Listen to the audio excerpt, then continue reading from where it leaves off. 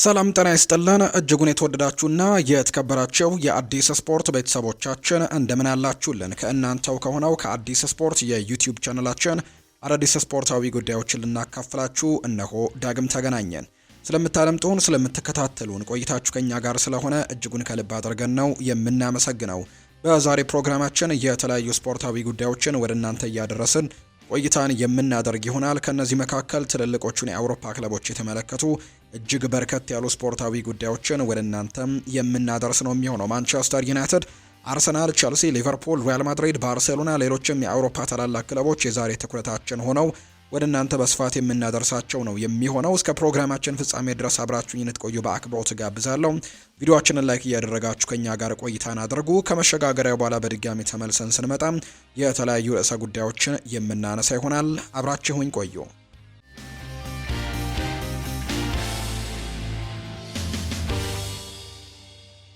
ማንቸስተር ዩናይትድን የተመለከቱ መረጃዎችን በማስቀደም ነው የምንጀምረው። ከሁለት የማንቸስተር ዩናይትድ ተጫዋቾች ጋር የተለየው ማይኖን እንመልከት።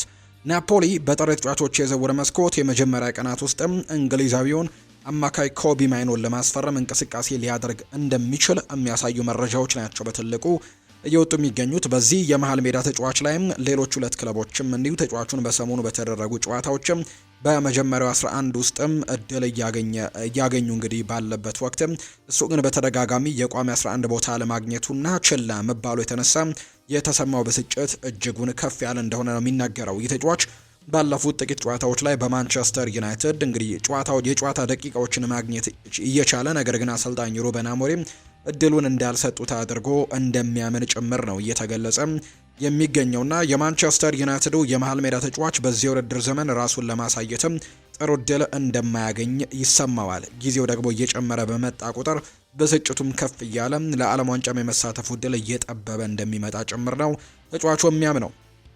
በቅርቡ እንግዲህ ማንቸስተር ዩናይትድ ለሁለት ተጫዋቾች በተለይ አሰልጣኝ ሩበን አሞሪም ለሁለት ተጫዋቾች እድሎችን እየሰጠ እንደሆነ እየተመለከትን ነው። እነዚህ ሁለት ተጫዋቾች ጆሹዋ ዘርክዚና አይደን ሄቨን ናቸው። በእርግጥ እነዚህ ሁለት ተጫዋቾች በተጫዋቾች ጉዳት ምክንያት ነው እድሎችን እያገኙ የሚገኙት።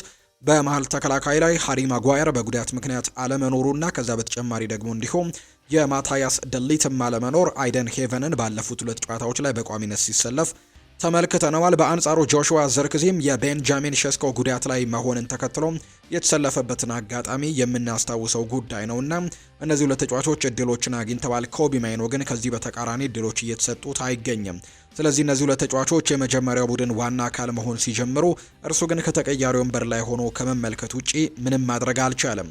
ምንም እንኳን የጆሹዋ ዘርክዚ እድሎች የተፈጠሩት የቤንጃሚን ሸስኮ በጉልበት ጉዳት ምክንያት ቢሆንም ማይኖ ይህንን ግን ለእርሱ እድሎችን እንደማይመጡ የሚያሳይ ተጨማሪ ማረጋገጫ አድርጎ እንደተመለከተው ነው የቅርብ ሰዎቹ የሚናገሩት። ማይኖ የናፖሊን ፍላጎት ለተወሰነ ጊዜ ሲያውቅም የቆየ ሲሆን ማንኛውም ዝውውር እውን እንዲሆንም የራሱን ሚና በትልቁ መጫወት እንዳለበትም ጭምር ነው የሚገነዘበው።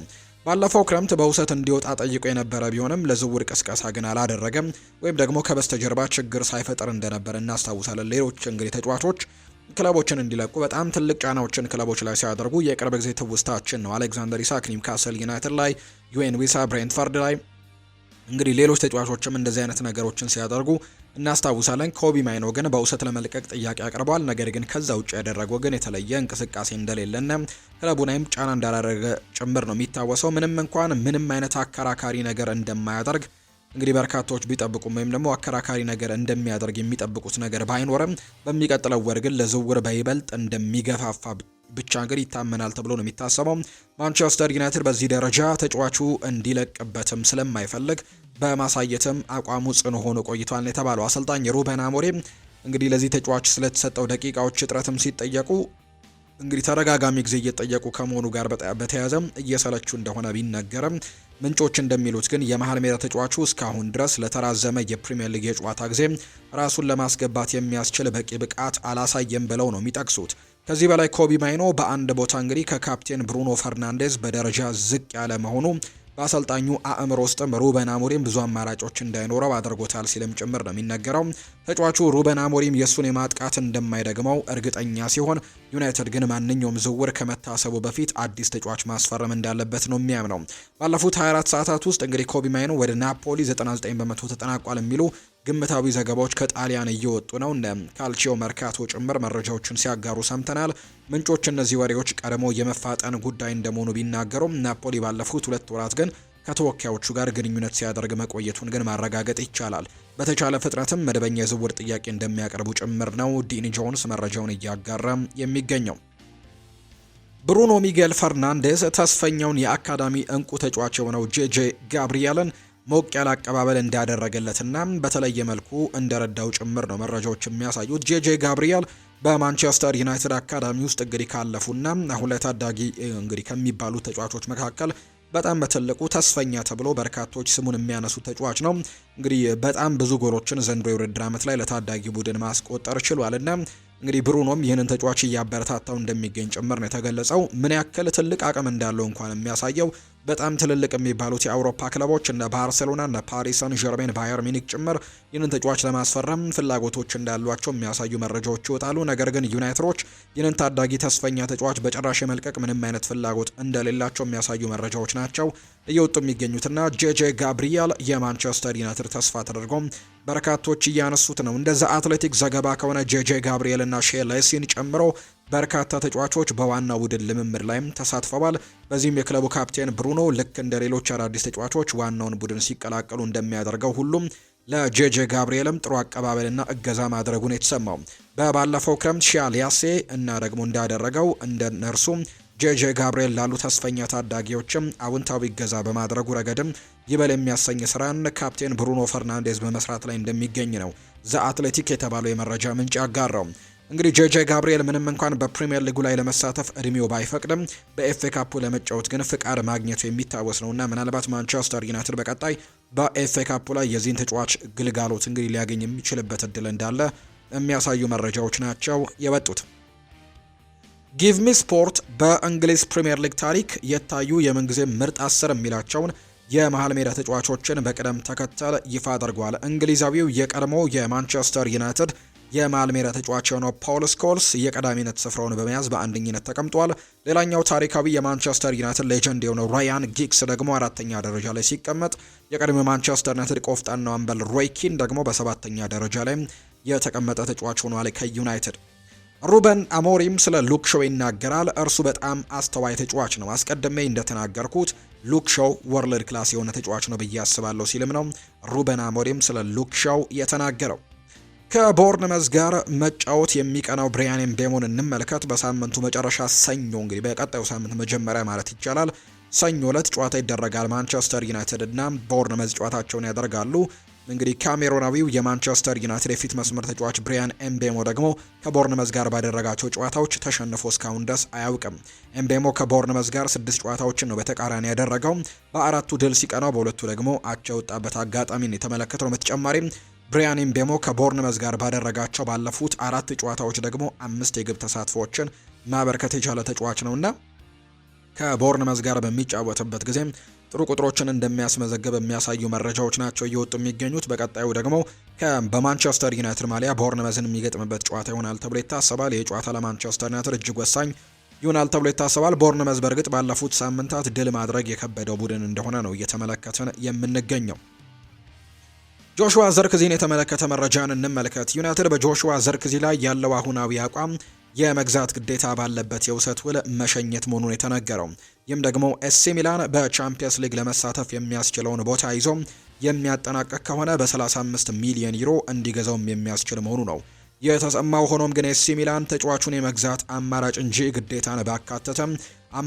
ግዴታን ባካተተ የውሰት ውል ማስፈረም እንደማይፈልጉ ነው የተነገረው። በዝውውሩ ዙሪያም ሌላኛው ጉዳይ ደግሞ ታይሚንግ መሆኑ ሲጠቆምም ማንቸስተር ዩናይትድ ዘርክዚን በጥር የዝውውር መስኮት የመጀመሪያ ቀናት ላይ እንደማይለቁት ነው የሚጠበቀው። ምክንያቱም በርከት ያሉ ተጫዋቾች በአፍሪካ ዋንጫው ምክንያት ያጣሉ። ሆኖም ግን ሚላን ተጫዋቹን የመግዛት አማራጭን ይመለከታል ተብሎ ይታሰባል። በዝውውሩ ዙሪያ ላይ እንግዲህ ማንቸስተር ዩናይትድ እንደ ምክንያትነት የሚያነሳው በመጀመሪያዎቹ የጥር ወራት ላይ እንደማይለቀው ብሪያን ኤምቤሞና አማድ ዲያሎ ለአፍሪካ ዋንጫ ከስብስቡ የሚወጡ መሆኑን ተከትሎ የማንቸስተር ዩናይትድ የፊት መስመር እጅጉን እንዳይሳሳ በማሰብም ጭምር እንደሆነ ነው የተነገረው። በመሆኑም ጆሹዋ ዘርክዚ የትም ሂድ የት ጥር ላይ እንዲለቅ የሚፈቅድለት በዝውውር መስኮቱ መጠናቀቂያ ላይ ብቻ ሊሆን እንደሚችል ነው እንግዲህ መረጃዎቹ ለጋዜታ ዴሎ ስፖርትም መረጃውን ያጋራው።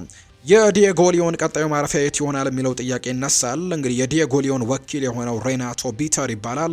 ተጫዋቹ በመጪው የጥር ተጫዋቾች የዝውውር መስኮት በውሰት ወደ ሌላ ክለብ ስለማምራቱ ተጠይቆ የሰጠው ምላሽ አነጋጋሪ ሆኗል። ወኪሉ የተጫዋቹን የአሁናዊ ሁኔታ በመጥቀስም የተለያዩ ጉዳዮችን አንስተዋል። በጥር ወር በውሰት ወደ ሌላ ክለብ እንደሚያመራ እስካሁን በእርግጠኝነት የወሰነው ነገር የለም ብሏል።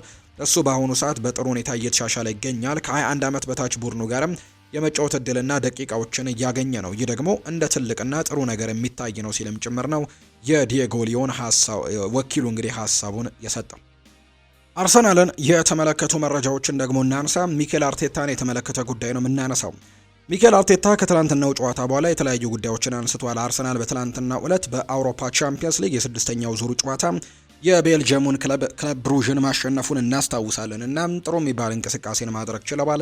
ለወሳኝ ተጫዋቾቻቸው እረፍት ያገኙበት ጨዋታ ነው ብሎ ማንሳት ይቻላል። ምንም እንኳን አንዳንድ ተጫዋቾች በጉዳት ምክንያት በትላንትናው ጨዋታ ላይ ባይኖሩም ነገር ግን እረፍቶችን ያገኙበት አጋጣሚን ተመልክተናል። እነ ዴክላን ራይስ እና ጁሪያን ቲምበር እንግዲህ በርከት ያሉ ጊዜያትን ያለ እረፍት ሲጫወቱ የነበሩ ተጫዋቾች ናቸው። በተለይ ዴክላን ራይስ በአብዛኞቹ የአርሰናል ጨዋታዎች ላይ የምንመለከተው አይነት ተጫዋች ነውና በትላንትናው ጨዋታ ላይ ግን አልነበረም። የተወሰነ ጉዳት እንደገጠመው ተናግሯል። ነገር ግን በቀጣዮቹ ጨዋታዎች ሊመለስ እንደሚችል የሚያሳዩ መረጃዎች ናቸው የወጡትና ሚኬል አርቴታ ከትላንትናው የ3-0 ድል በኋላ ሀሳቡን ሰጥቷል። የፊት መስመር አጥቂ ተጫዋቾቻችን ተመልሰውልናል ሲል ነው የተናገረው። ኖኒ ማንዱዌኬ እና ጋብሪኤል ማርቲኔሊ ፍጹም ድንቅ ነበሩ። እንደገና ደግሞ ጋብሪኤል ሄሱስም ተመልሶልናል። ከ11 ወራት አስቸጋሪ ጉዳት ጊዜ በኋላ ወደ ሜዳ ተመልሶ ምርጥ እንቅስቃሴን አሳይቷል። እንቅስቃሴውን ከተመለከታችሁ በእውነት ለአርሰናል እጅግ በጣም ፖዚቲቭ ነገር ነው ይዞልን የመጣው ሲልም ጭምር ነው የተናገረው። እንግዲህ አርሰናል በአጥቂ መስመር ላይ የነበሩ ተጫዋቾች በጉዳት ላይ የነበሩት አብዛኞቹ ተጫዋቾች አሁን ላይ ያገገሙለት ነው የሚገኘው። በአንድም ይሁን በሌላ አጋጣሚ ተጫዋቾች ጉዳት ደርሶባቸዋል። በአጥቂ መስመር ላይ የሚገኙት እነ ኖኒ ማንዱዌኬ፣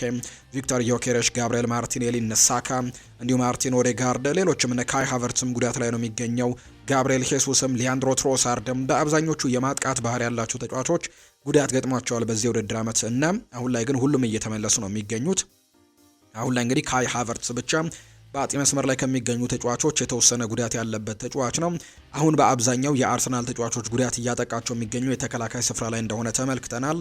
ወሳኝ የሚባሉት የተከላካይ ስፍራ ተጫዋቾች እነ ዊሊያም ሳሊባ፣ ጋብሪኤል ማጋሌሽ ጭምር ጉዳት ላይ እንደሚገኙ ይታወቃል። ተጠባባቂያቸው ክሪስቲያን ሞስኩዌራ ጉዳት እንደገጠመው ይታወቃልና ትላንትና ደግሞ ጁሪያን ቲምበር በጉዳት ምክንያት አልነበረምና አርሰናል ሌላ አዲስ ጥምረትን ነው በትላንትናው ጨዋታ ላይ ያስመለከተን። ከዚህ በፊት በዚህ ውድድር ዓመትም ሆነ ከዚህ በፊት ተመልክተን የማናውቀውን የፒዮሮ ሂንካፒየን እና የክሪስቲያን ኖርጋርድን ጥምረት በትላንትናው ጨዋታ ላይ ደግሞ ተመልክተናል። አዲስ ጥምረትን በተከላካይ መስመር ላይ ያሳዩን አጋጣሚ ነው ያለው። ምክንያት ከተባለ ተደጋጋሚ ጉዳቶች ናቸው እንዳልኳችሁ። ሳሊባ፣ ማጋሌሽ፣ ቲምበርም ጭምር በዚህ ቦታ ላይ ሲሰለፍ ባለፈው ተመልክተናል። እንዲሁ ደግሞ ሞስኩዌራም ጭምር በጉዳት ምክንያት የሉምና አርቴታ የግዴታውን ፒዮሮ ሂንካፒየን ከክሪስቲያን ኖርጋርድ ጋር ትላንትና አጣምሮ ተመልክተነዋልና የአርሰናል የተከላካይ ስፍራ በጉዳት ምክንያት በጣም እየተጠቃ እንደሚገኝ ጭምር መረጃዎች እየወጡ ነው። ኖኒ ማንዱዌኬ ከትላንትናው ጨዋታ በኋላ የተለያዩ ርዕሶችን አንስቷል።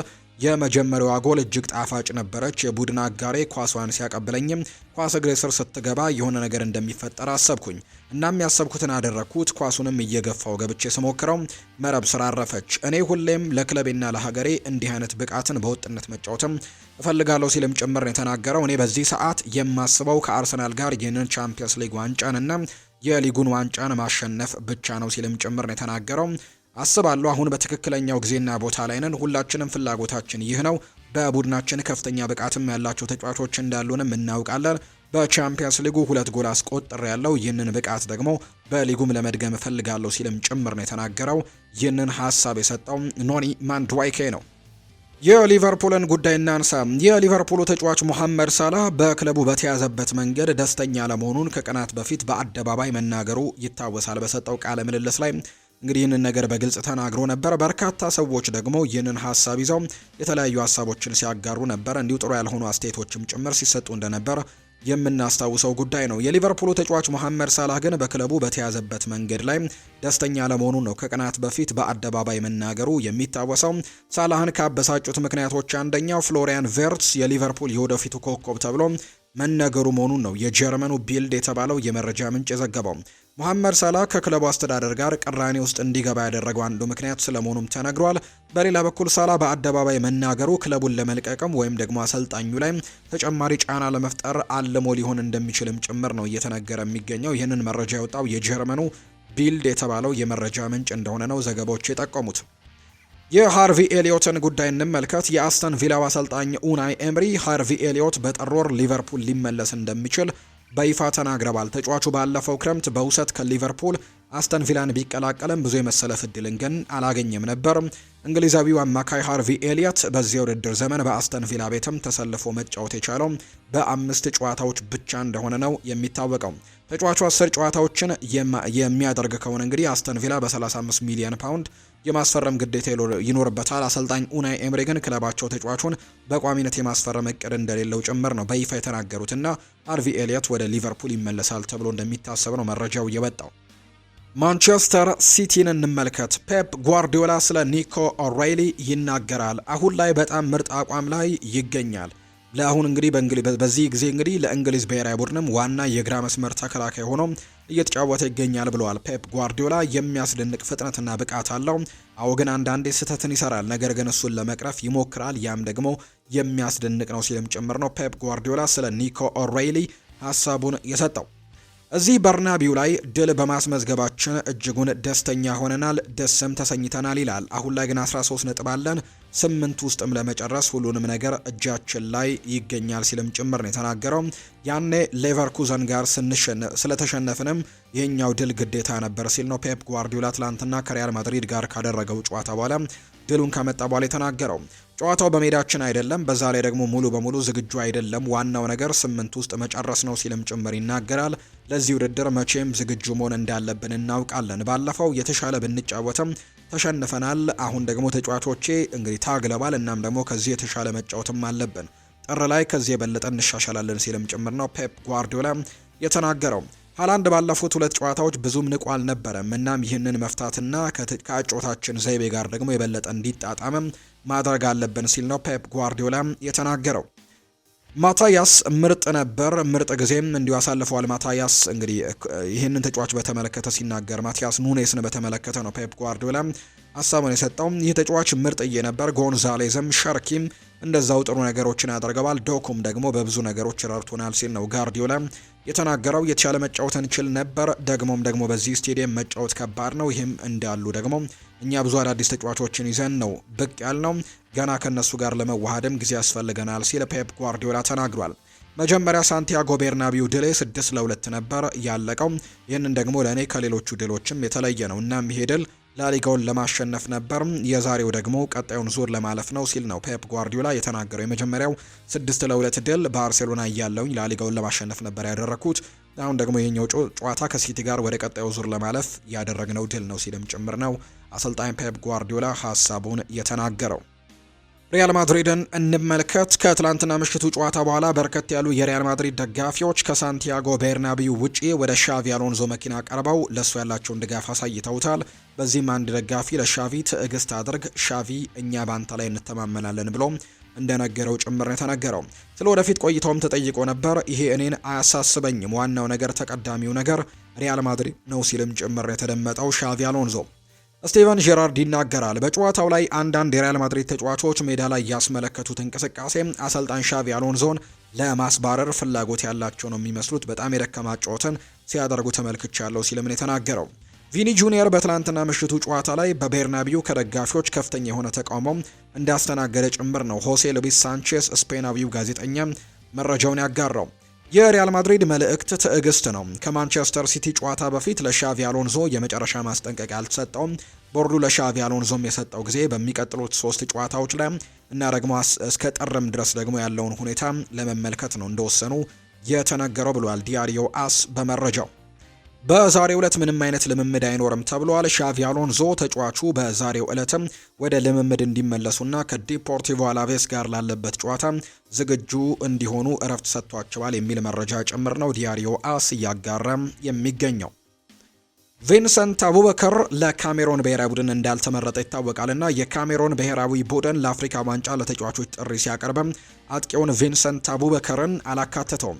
ተጫዋቹ በብሔራዊ ቡድኑ ስብስብ ያልተካተተው በካሜሮን እግር ኳስ ፌዴሬሽን ፕሬዝዳንት ሳሙኤል ኤቶ ውሳኔ መሆኑ ተነግሯል። ከአፍሪካ ዋንጫ ዋዜማ የተሰናበቱት አሰልጣኝ ማርክ ብራይስ ቪንሰንት አቡበከር እና አንድሬ ኦናና ሊጠሩ እንደነበረ ከስንብታቸው በኋላ ተናግረው እንደነበር ነው የተገለጸው። አሁን ላይ ግን ሳሙኤል ኤቶ ቪንሰንት አቡበከር እንዳይመረጥ ያስደረጉት በብሔራዊ ቡድኑ ያላቸው ሪከርድ እንዳይሰብርም ሊሆን እንደሚችል ነው ዘሰን የተባለው የመረጃ ምንጭ እየተናገረ የሚገኘው። ሳሙኤል ኤቶ እንግዲህ በካሜሮን ብሔራዊ ቡድን ያለው ሪከርድ እንዳይሰበርበት በማለት ቪንሰንት አቡበከርን እንዳይመረጥ እንዳደረገው የሚያሳዩ መረጃዎች እየወጡ ነው። ፕሬዝደንቱ ተጫዋቹ ለብሔራዊ ቡድኑ እንዳይመረጥ ተጽዕኖ ማሳደራቸውን ዘሰን ባወጣው ዘገባ ላይ አመልክቷል። ሳሙኤል ኤቶ በ56 ጎሎች የካሜሮን ከፍተኛ ግብ አስቆጣሪ ሲሆን ቪንሰንት አቡበከር ደግሞ 45 ጎሎች ላይ መድረሱ የሚታወቅ ነውና እንግዲህ 11 ጎሎች ብቻ ነው የሚቀሩት የሳሙኤል ኤቶን የምንጊዜም የካሜሮን ብሔራዊ ቡድን ከፍተኛ ግብ አስቆጣሪነት ሪከርድን ለመስበር። ሩይ ፓትሪሺዮ የቀድሞ የወልቨርሃምፕተን እና የፖርቱጋል ብሔራዊ ቡድን ግብ ጠባቂ እንግዲህ ራሱን ከእግር ኳስ ዓለም ማግለሉን በይፋ አስታውቋል። ይህንን ተመልክቶ ክሪስቲያኖ ሮናልዶ ለሩይ ፓትሪሺዮ ሀሳቡን ልኮለታል። ለሁሉም ነገር ወንድሜ በጣም እናመሰግናለን። ደስ የሚሉ የማይረሱ ጥሩ ጊዜያቶችንም አብረን አሳልፈናል። ቀሪ ዘመንህም የተሳካ ይሁንልህ ሲል ነው ክሪስቲያኖ ሮናልዶ ለሩይ ፓትሪሺዮ መልእክቱን እንዳጋራው የተገለጸው። የተወደዳችሁና የተከበራችሁ ቤተሰቦቻችን ለዛሬ ያዝንላችሁ አዳዲስ ስፖርታዊ ጉዳዮቻችን እነዚህን ነው የሚመስሉት። ስላደመጣችሁን፣ ስለተከታተላችሁን ቆይታችሁ ከኛ ጋር ስለነበር እጅጉን ከልብ አድርገን እናመሰግናለን። ፉአድ ባህሩ የዛሬውን ፕሮግራም እየመራው ከእናንተ ጋር ቆይታን አድርግ ያለው የዕለተ ሐሙስ የምሽቱን የስፖርት የመረጃ ሰዓታችንን ከኛ ስታደምጡ ነበርና ምስጋናችን ላቅ ያለ ነው። በቀጣይ ፕሮግራሞቻችን እንደተለመደው ሌሎች አዳዲስ ስፖርታዊ ጉዳዮችን አካተን በስፋት የምንገናኝባቸውን ፕሮግራሞች ወደ እናንተ ይዘን የምንቀርብ ይሆናል። ለዛሬ ግን ስላደመጣችሁኝ፣ ስለተከታተላችሁኝ ቆይታችሁ ከኔ ጋርም ስለነበር ከልብ አድርጌ አመሰግናችኋለሁ። በቀጣይ ፕሮግራሞቻችን እንገናኛለን። መልካም ጊዜ፣ መልካም ደግሞ ምሽት እንዲሆንላችሁ ነው በአክብሮት የምመኘው።